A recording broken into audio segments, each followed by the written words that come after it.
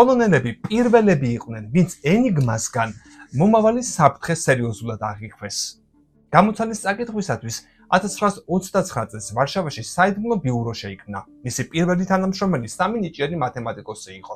აქტიური მუშაობის მიუხედავად 4 წლის განმავლობაში მათ წინ ერთი ნაბიჯითაც ვერ წაიწიეს. ციხე, რომელიც ენიგმას საიდუმლოს ინახავდა, რა თქმა უნდა, შიგნიდან გაწყდა.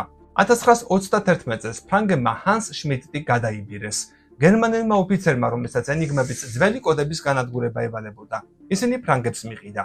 მათ კი ინფორმაცია პოლონეთს გადასცეს. მოდი გავყვეთ ისტორიას.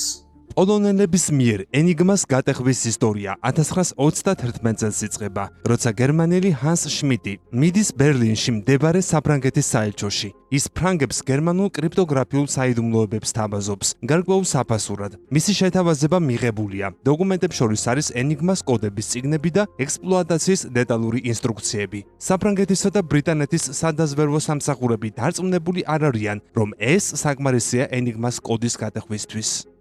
ისინი ამ დოკუმენტებს აიღებენ და გადასცემენ 3 ბრწყინვალე მათემატიკოსს: ჰენრიკ ზიგალსკის, იეჟი რუჟიცკის და მარიან რეევსკის.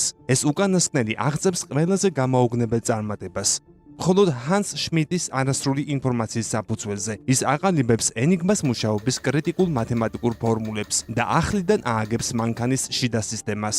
რეევსკის წარმატებით პოლონეთი 1933 წელს უკვე გატეხავს ენიგმას შეტყობინებებს, ხოლო 1938 წლისთვის ისინი წარმატებით კითხულობენ ენიგმის 75%-ს. თუმცა მათი წარმატება მოულოდნელად სრულდება. გერმანიაში ყველაფერი სწრაფად ვითარდებოდა. არმიამ ენიგმის აღჭურვილობის გამკაცრება შეძლო. სრულიად შეიცვალა გამოყენების წესები და ერთის ნაცვლად 2 ახალი როტორი ჩაემატა სქემაში. ეს კი 60 შესაძლო კომბინაციას ქმნის. ეს ცვლილებები მნიშვნელოვნად გააურთულებს პოლონელებს ენიგმის გზავნილების საკითხვას.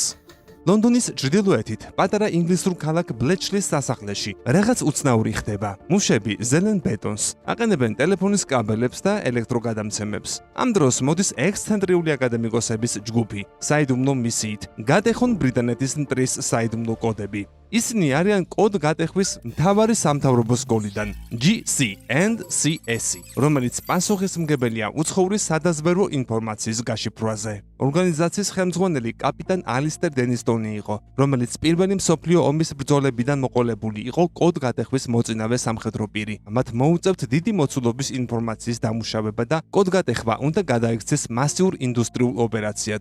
გამოიწერე კოდის YouTube არხი. ნახე უამრავი საინტერესო ვიდეო სხვადასხვა თემაზე.